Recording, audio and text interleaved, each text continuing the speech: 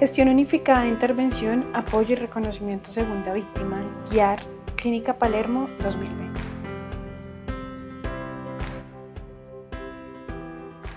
El día de hoy realizaremos la socialización del programa a través de esta herramienta virtual.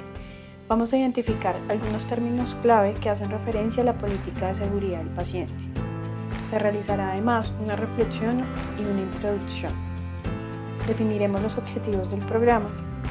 Realizaremos la conceptualización del término teniendo en cuenta los estudios antecedentes.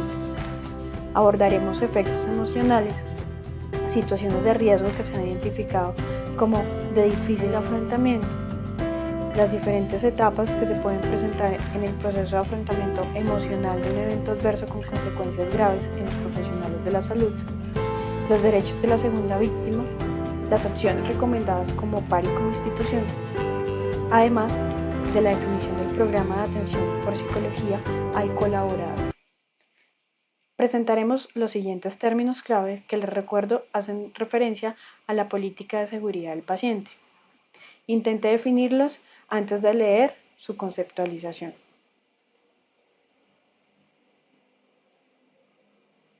Riesgo. Es la probabilidad de que un incidente o evento ocurra. Incidente. Es un evento o circunstancia que sucede en la atención clínica y que no le genera daño al paciente, pero que en su ocurrencia se incorporan fallos en los procesos de atención.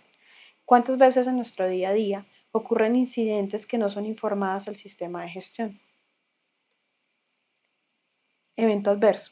Es una lesión o daño no intencional causado al paciente por la intervención asistencial y no por la patología de base.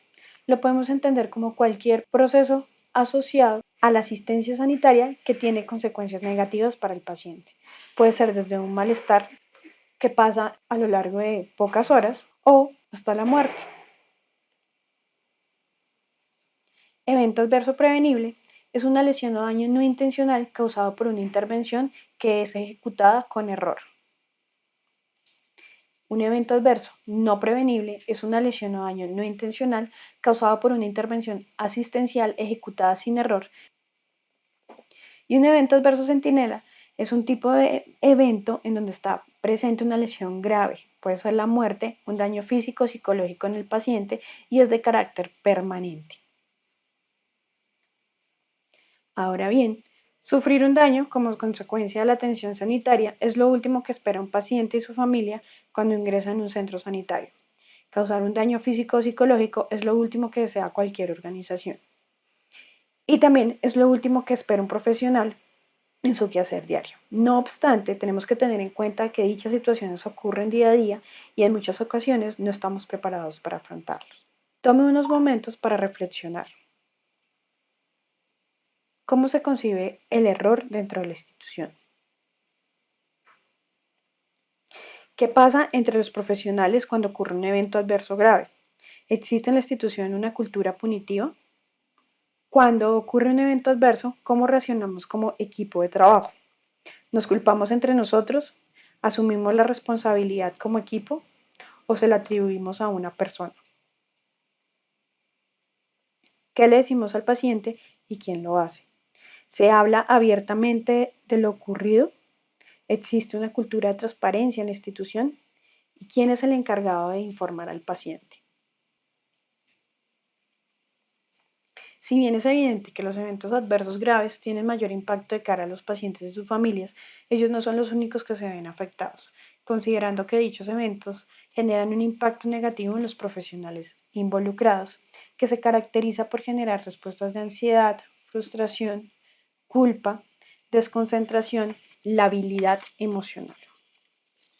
Estas respuestas representan no solo un detraimiento en el cumplimiento efectivo de sus funciones como profesionales, sino también un deterioro en las diferentes esferas de su calidad de vida. La Clínica Palermo, en su compromiso por continuar fomentando una cultura de seguridad y con ella brindar respuestas al colaborador, ha creado el programa de atención a segunda víctima GIAR, teniendo en cuenta que los eventos adversos tienen repercusiones para los profesionales y muchas veces estos quienes deben procesar sus reacciones emocionales por su cuenta.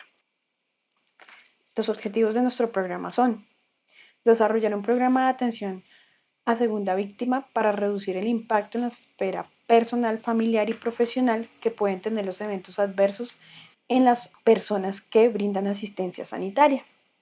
Dentro de los objetivos específicos, queremos aumentar la conciencia institucional sobre los efectos que tienen los eventos adversos en los profesionales por medio de estrategias de sensibilización y capacitación.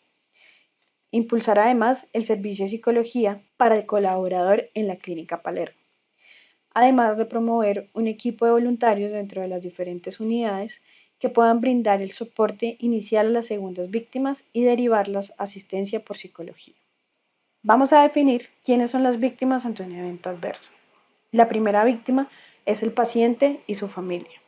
El término segunda víctima ha sido definido en el año 2000 por el doctor Albert Wood como aquel profesional que participa de alguna forma en un evento adverso, inevitable y que queda con trauma emocional asociado a dicha experiencia.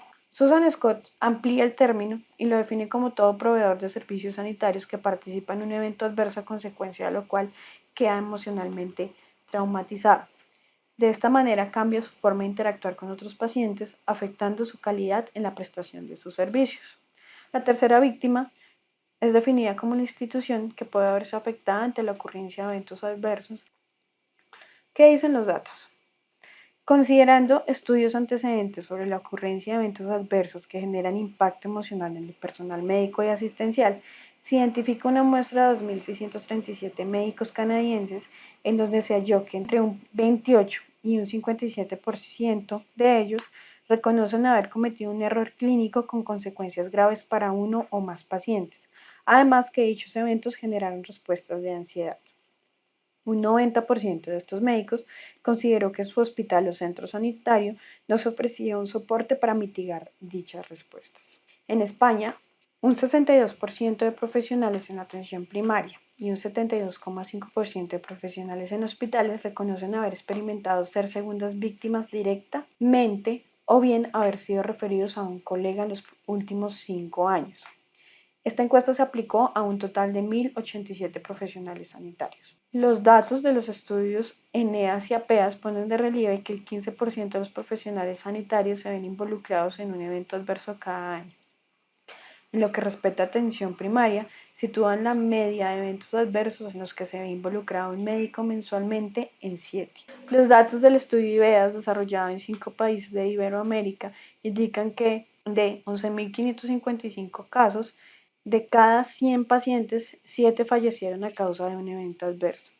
17 presentaron discapacidad permanente posterior al evento, 12 presentaron una lesión significativa y 64 presentaron una incapacidad o lesión leve que incrementó la instancia hospitalaria. Las situaciones de riesgo que pueden afectar emocionalmente a los profesionales son generar un daño a un paciente con vinculación personal con alguien en la institución, un evento clínico inesperado que afecta a un paciente pediátrico, la muerte inesperada del paciente, daño al paciente que le genere secuelas permanentes, múltiples pacientes con resultados adversos dentro de un corto periodo de tiempo en la misma unidad, la notificación de litigios y el profesional que se enfrenta a la muerte por primera vez. Las consecuencias emocionales en los profesionales después de un evento adverso con consecuencias graves o muy graves varían de persona a persona. Se pueden dividir dichas respuestas en respuestas emocionales, cognitivas, comportamentales y respuestas físicas o fisiológicas. Asociado a la respuesta emocional vamos a destacar sentimientos de miedo, baja autoestima, labilidad emocional e irritabilidad. Dentro de las respuestas cognitivas se destacan la dificultad para concentrarse y dificultades en la toma de decisiones y la reexperimentación constante o pensamientos asociados al evento de manera repetitiva. Las respuestas comportamentales están asociadas a conductas de evitación. La persona ya no tiene o no quiere tener contacto con pacientes que le recuerden al paciente a quien le ocurre el evento adverso. Reduce sus actividades de ocio, reduce además su rendimiento laboral y tiende a aislarse. Las respuestas físicas están asociadas a fatiga, somnolencia, insomnio, dolores de cabeza y cambios significativos en hábitos alimenticios. Debemos resaltar que la segunda víctima con frecuencia Se siente totalmente responsable por el resultado del paciente. Se siente que le ha fallado de manera personal al paciente y su familia y no se siente en capacidad para atender a otra persona similar al paciente con quien ocurrió el evento adverso. En muchas ocasiones, el profesional puede desertar de su rol. Se sospecha que la afectación es distinta entre hombres y mujeres, considerando este último como el colectivo más vulnerable. Dentro de las etapas del proceso de afrontamiento emocional destacamos una respuesta inicial y una respuesta posterior al evento. Dentro de la respuesta inicial vamos a identificar caos o respuesta al incidente, en donde lo que busca el profesional es estabilizar al paciente. Presenta una oleada de emociones y preguntas comunes como ¿por qué sucedió el evento y qué pasó? Una reflexión no pertinente en donde el profesional reevalúa una y otra vez la situación y tiende a aislarse, a revivir el evento una y otra vez en su pensamiento. Presenta sentimientos de insuficiencia interna, pensamientos automáticos e intrusivos de culpa e incompetencia. Búsqueda de respaldo. El profesional asume el evento y lo acepta. Sin embargo, debe hacer frente a rumores si se presentan y en esta etapa presenta miedos y dudas sobre sus capacidades como profesional. Hay otra etapa que se define como resistiendo el proceso. Es una etapa en donde el profesional toma conciencia de la gravedad del evento y responde a los por qué del mismo. Debe interactuar con otros implicados, además de comunicar el evento al paciente o su familia. Las preguntas asociadas a esta etapa son: ¿cómo documento lo ocurrido? ¿Qué pasará conmigo ahora? ¿Con quién debo hablar? Y se pregunta de manera constante si va a perder su trabajo. Buscando apoyo emocional hace referencia a la etapa en la que el profesional se plantea si requiere recibir ayuda. Busca consuelo en sus compañeros y en su grupo de apoyo o familia. Se plantea la ayuda además de un profesional y se pregunta qué pasó con sí mismo ese día, qué estaba haciendo mal y por qué actuó de esa manera. Existe también una etapa de resolución posterior al evento en donde se resuelve y se entrega la situación a mediano y largo plazo. Susan Scott ha definido tres modos. Una es el abandono del rol profesional.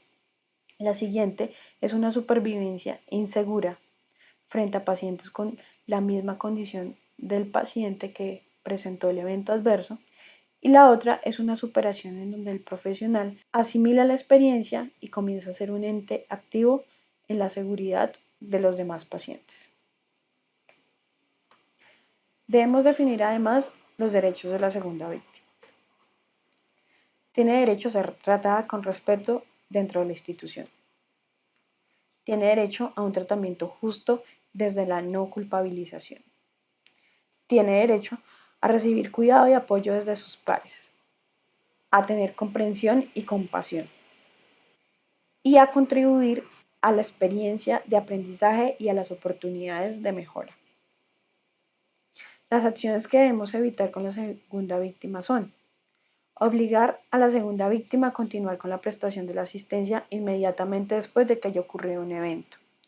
Adoptar una actitud de culpabilización hacia ella. Contribuir como compañeros a la formación y transmisión de rumores. Aconsejar a la segunda víctima no hablar de lo ocurrido ni notificar el evento adverso. Evitar el contacto de la segunda víctima por miedo a tener que escuchar sus sentimientos y a verse en una situación incómoda. No facilitar apoyo desde la dirección de la institución. Ignorar las necesidades emocionales de la segunda víctima. Someter a la segunda víctima a interrogatorios o aislarla. Dentro de las actitudes y acciones recomendadas, resaltamos que a nivel institucional debe haber un fomento de la cultura de seguridad. Deben existir pautas sobre cómo actuar en relación al paciente y sus allegados, entendiendo que deben existir protocolos de comunicación de eventos adversos. También la institución debe garantizar la participación en la definición de medidas para implantar y para evitar que se vuelva a presentar un evento adverso del mismo tipo. Como compañeros debemos identificar a la segunda víctima, permitir que éste se exprese y comparta la experiencia sin juzgarlo y desde una actitud empática y evitar la culpabilización. Si llega a ocurrir un evento adverso en donde usted es segunda víctima, procure no ocultar los sentimientos y las emociones, darse permiso para hablar y expresarlas seguir con su rutina diaria conservando los espacios de sueño y hábitos alimenticios y darse tiempo para recuperarse. El día de hoy se hará referencia a las acciones recomendadas con la segunda víctima como par. Se procurará identificar a la segunda víctima en donde se observarán trastornos del patrón del sueño, fatiga y conflicto en las decisiones. Asociado a trastornos del patrón del sueño tenemos que identificar quejas verbales de no sentirse bien descansado, quejas de somnolencia o fatiga reiterativas y disminución en la efectividad de sus funciones. Asociado a la fatiga, vamos a identificar un consumo excesivo de sustancias como cafeína, alcohol o tabaco, una verbalización constante de una falta de energía que no desaparece con el descanso y apatía frente a las diferentes actividades.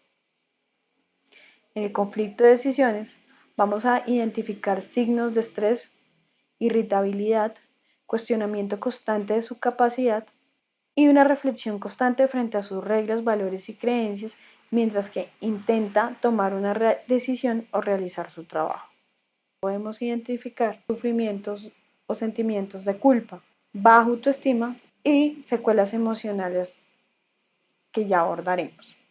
Dentro del sufrimiento moral o sentimientos de culpa, existirá un miedo persistente a lo que pueda pasar en el futuro, a una pérdida de autonomía y a un aislamiento. La persona presenta altos niveles de ansiedad. Asociado a baja autoestima, vamos a ver una persona con incapacidad para afrontar sus sentimientos, además de presentar sentimientos de inutilidad, una conducta de inseguridad y etiquetas negativas sobre sí mismo y sobre su funcionamiento. En el aspecto emocional y de relevancia vamos a destacar la irritabilidad, la impulsividad, un lenguaje corporal agresivo y baja tolerancia a la frustración. Vamos a recomendar además escuchar y no juzgar. Permita que su colega comparta su experiencia y la expresión de sus sentimientos. Demuestre la aceptación con palabras y gestos de proximidad. Motive a la realización de actividades de autocuidado. Permita el silencio si este se da. Y promueva estrategias para afrontar la situación proporcionando información sobre el impacto emocional o sobre la ruta para obtener la asesoría por parte de psicología.